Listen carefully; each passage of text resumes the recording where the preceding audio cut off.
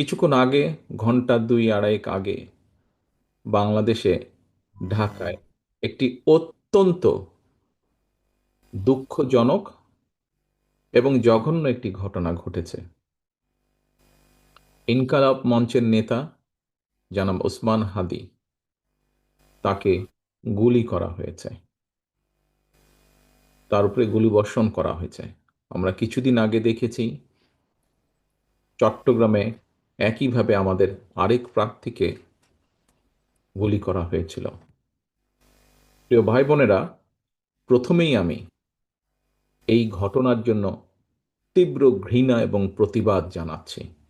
আমাদের উচিত হবে সারা বাংলাদেশে গণতন্ত্রের পক্ষে যত মানুষ আছে প্রত্যেকটি মানুষের উচিত হবে এই ঘটনার তীব্র প্রতিবাদ এবং ঘৃণা জানানোর। আসো, আমাদের আজকের এই অনুষ্ঠান থেকে আমরা এই ঘটনার প্রতি তীব্র ঘৃণা এবং প্রতিবাদ জানাই এবং একই সাথে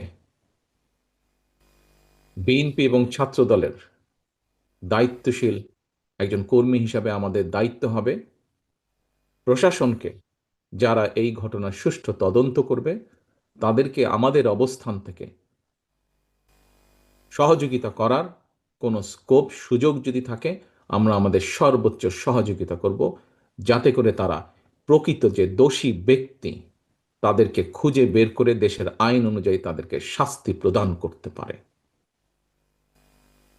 প্রিয় ভাই বোনেরা, দেশ একটা অত্যন্ত সংকটের ভিতর দিয়ে যাচ্ছে।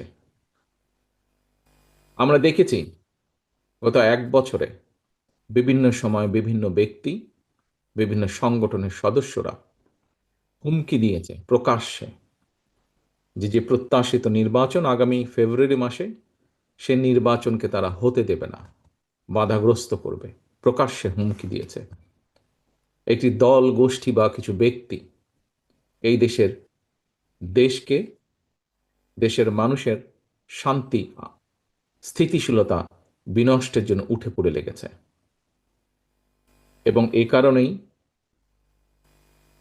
বাংলাদেশ জাতীয়তাবাদী দল এবং একই সাথে যারা বাংলাদেশের অস্তিত্বে, স্বাধীনতা, সার্বভৌমত্বে বিশ্বাস করেন, দল ছোট বড় বিষয় না, যারা বাংলাদেশি জাতীয়তাবাদের অস্তিত্বে, বাংলাদেশের অস্তিত্বে বিশ্বাস করে, সবার আগে বাংলাদেশ, এই নীতিতে যারা বিশ্বাস করে, আমাদের প্রত্যেকটি দল, প্রত্যেকটি নেতা, প্রত্যেকটি কর্মী, প্রত্যেকটি মানুষকে আজ অতীতের যে কোনো সময় থেকে সবচাইতে বেশি ঐক্যবদ্ধ হতে হবে।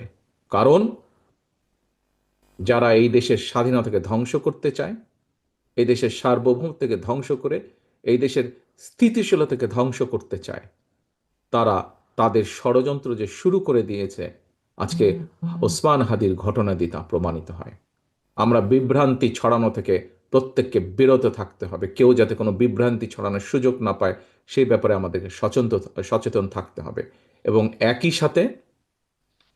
সাথে তদন্তের স্বার্থে যারা তদন্ত করবে, সত্যিকার অপরাধীকে যারা ধরবে, আমাদের অবস্থান থেকে যতটুকু সম্ভব আমরা সর্বোচ্চ সহযোগিতা করব।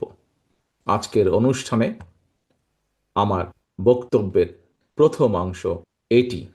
আমাদেরকে প্রতিবাদ গড়ে তুলতে হবে এবং যে কোনো মূল্যে অন্যায়ের বিরুদ্ধে প্রতিবাদ গড়ে তুলতে হবে, যে কোনো অন্যায়ের বিরুদ্ধে এবং যে কোনো মূল্যে এই দেশের মানুষ যাতে করে তাদের হারানো গণতান্ত্রিক অধিকার ফিরে পেতে পারে, তার জন্য আমাদেরকে সদা সর্বদা সচেষ্ট এবং সতর্ক থাকতে হবে।